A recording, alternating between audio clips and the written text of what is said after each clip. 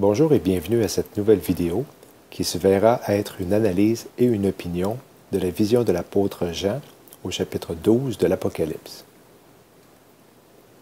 Il existe un logiciel de planétarium appelé Stellarium qui affiche exactement ce que vous voyez quand vous regardez des étoiles selon la date et l'heure demandée. Nous allons nous en servir pour comprendre, du moins je le crois, ce que Jésus avait révélé à son dernier disciple, encore vivant, exilé sur l'île de Patmos en 94. La description de cette vision est le signe astronomique le plus détaillé de toute la Bible.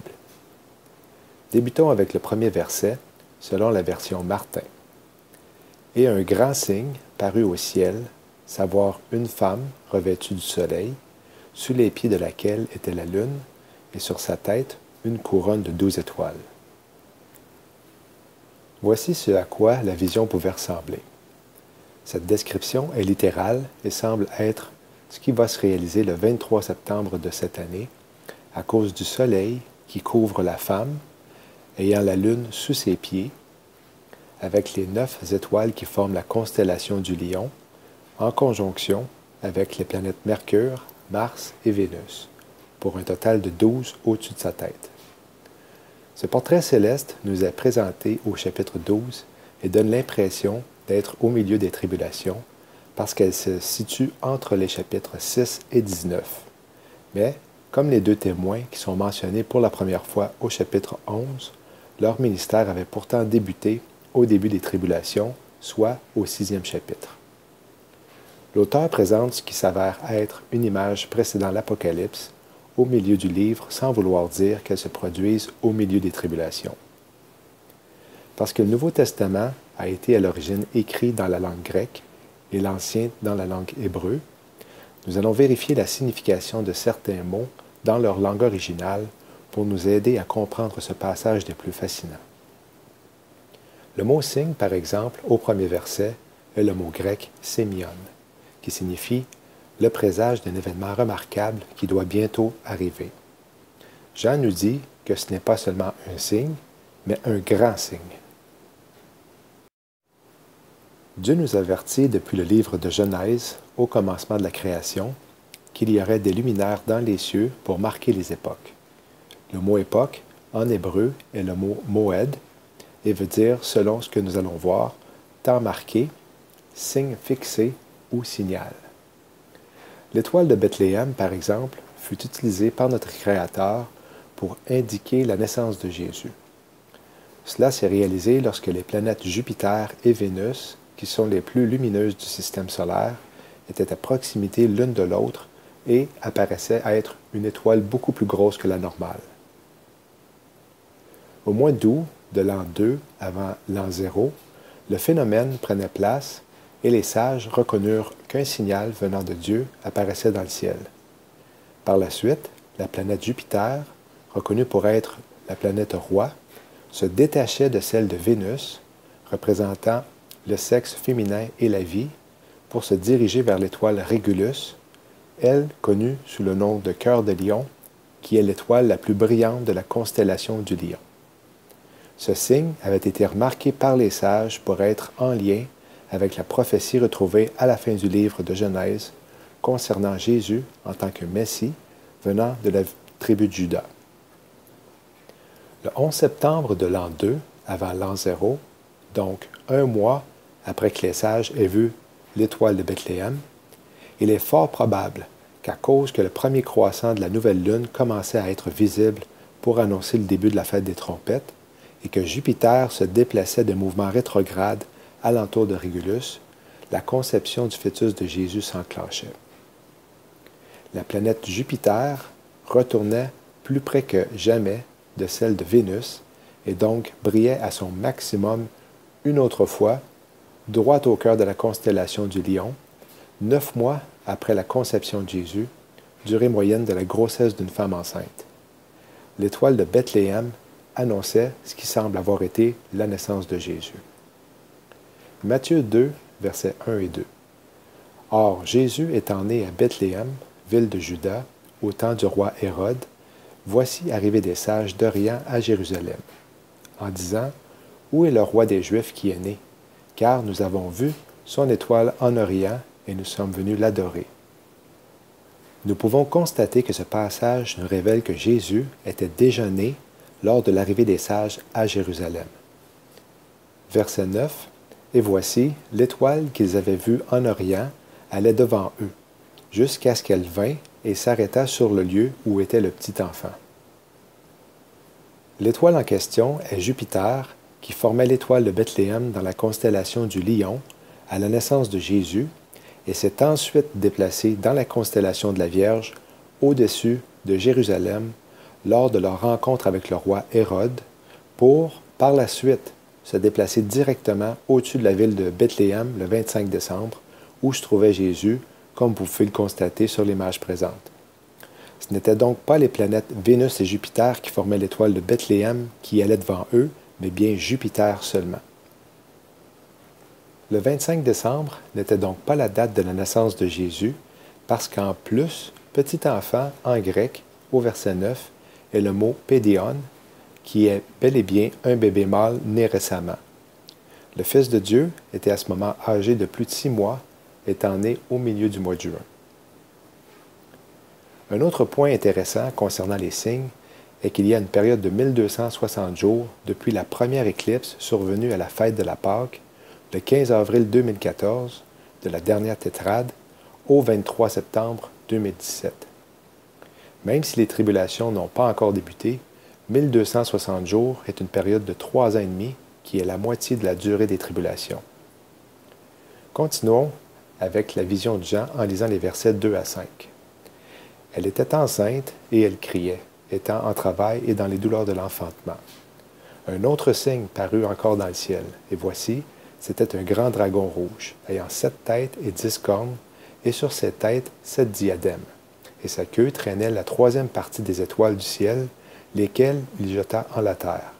Puis le dragon s'arrêta devant la femme qui devait accoucher, afin de dévorer son enfant, dès qu'elle l'aurait mis au monde. Et elle accoucha d'un fils, qui doit gouverner toutes les nations avec une verge de fer, et son enfant fut enlevé vers Dieu et vers son trône. » Il est bel et bien question de l'Église à la fin de ce passage à cause du verbe « enlever » au 5e verset, qui est le mot « harpazo », en grec, qui signifie « s'emparer », « enlever », « ravir », « arracher », comme si un ange nous attrapait pour nous sauver d'un danger imminent qui sera l'Apocalypse. Le mot « harpazo », utilisé par l'apôtre Jean, est le même que l'on retrouve dans 1 Thessaloniciens 4, 17, écrit par Paul qui parle de l'enlèvement. Si l'on s'attarde au verset 5, nous allons découvrir que la femme accouche d'une postérité, selon le mot grec « tikto », qui a rapport avec un enfant mâle, un fils à cause du mot « teknon ». Le Fils n'est donc pas Jésus, mais bien l'Église, parce que Jésus n'a jamais été enlevé lors de sa première venue. Il a plutôt été élevé vers le ciel selon sa signification dans les Actes des Apôtres. Il est monté de façon graduelle et non soudaine comme à l'enlèvement. Jésus, représentant symboliquement la tête, a donc été élevé au ciel et son corps, qui est l'Église, le rejoindra physiquement lors de l'enlèvement. Comme à la naissance d'un bébé, la tête sort normalement en premier et le reste du corps suit. La première partie du Fils que la femme accouche au 5e verset s'est réalisée lors de l'ascension de Jésus à sa première venue et le reste du corps va suivre lorsque le dernier gentil à être sauvé va compléter la formation du corps qui a débuté à la fête de la Pentecôte lors de la descente du Saint-Esprit pour notre union spirituelle avec lui qui est la tête. C'est l'épouse de Christ, les vierges sages, telles que décrites par Jésus dans l'Évangile de Matthieu au chapitre 25, qui va être enlevée et régner avec lui après les tribulations pendant le millénium.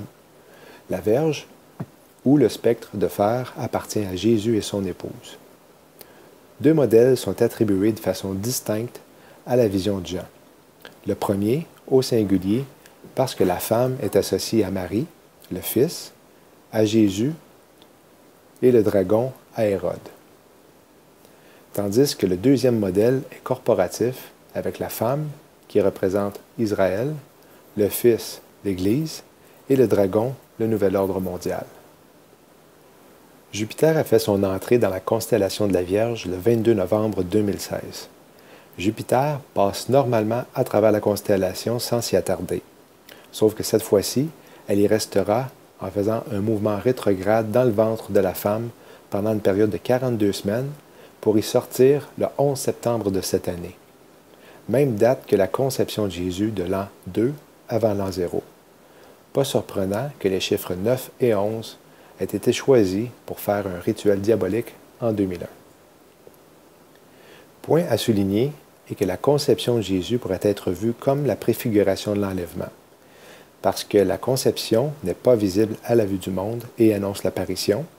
Jésus est également caché lors de l'enlèvement à la vue du monde et annonce son apparition, alors qu'il va poser ses pieds à son retour sur la montagne des Oliviers à la fin des tribulations. Maintenant, la vision au verset 4 décrit la présence d'un dragon qui s'arrête devant la femme qui devait accoucher afin de dévorer son enfant dès qu'elle l'aurait mis au monde. Le dragon pourrait fort bien être Planète X, elle aussi un corps céleste dont une multitude affirme son existence et aurait à l'arrière d'elle la forme d'une queue à cause de l'attraction d'objets sur son passage. Elle serait jusqu'à 10 fois plus grosse que la Terre et causerait des catastrophes apocalyptiques. Elle aurait son propre système solaire et entrerait dans la nôtre à chaque 3600 ans. Le pourquoi d'augmentation de tremblements de terre, de gouffres terrestres et de changements climatiques et autres. Selon David Meade, son arrivée se ferait à l'automne de l'an 2017. Cet objet serait apparemment visible seulement à l'infrarouge, ce qui expliquerait pourquoi le Vatican possède le télescope appelé Lucifer qui peut observer à l'infrarouge. Ce qui donnerait une autre explication pour l'expression du voleur dans la nuit exprimée par l'apôtre Paul au sujet de l'enlèvement. Cette image serait celle de Planète X qui a pu être capturée par NASA et le programme Skyview en 2014. Sauf que par la suite, Google, Microsoft et NASA ont décidé de bloquer sa visibilité. En voici une autre en noir et blanc. Elle ressemble étrangement à la tête d'un dragon, si vous me demandez mon opinion. Nous pouvons constater encore une fois l'évidence de la description de la vision dans le ciel du verset 7 à 9, avec un homme et la constellation du serpent sous les pieds de la femme.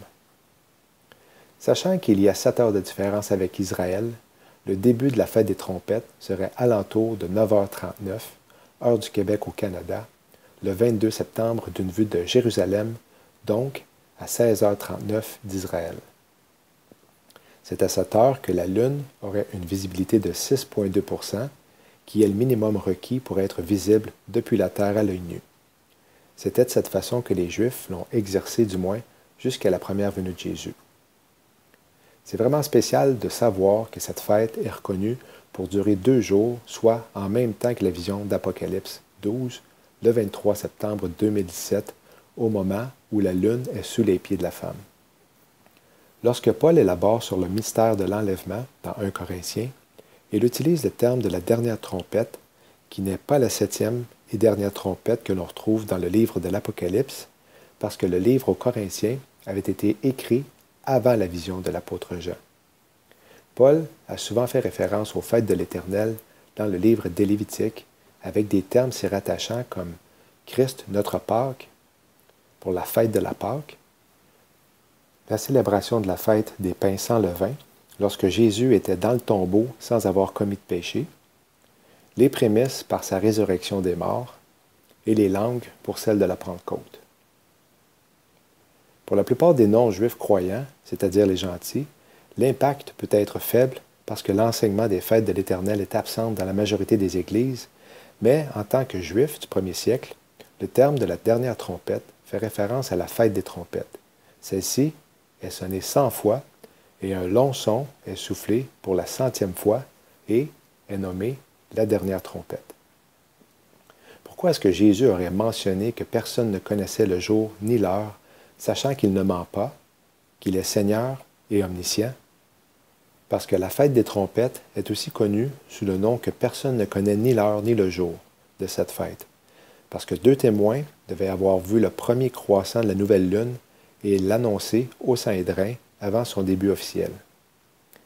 Même si Dieu, dans l'Ancien Testament, n'a pas mentionné de rechercher une date spécifique en rapport à sa première venue, il a reproché à Israël et aux pratiquants religieux de ne pas avoir reconnu le temps de sa manifestation en chair et en os. Seulement quelques personnes avec un cœur humble étaient au courant que le Fils de Dieu ferait son apparition, dont Marie, Joseph, Élisabeth, Zacharie, Anne, les sages venant de l'Est, les bergers de la région et la femme samaritaine.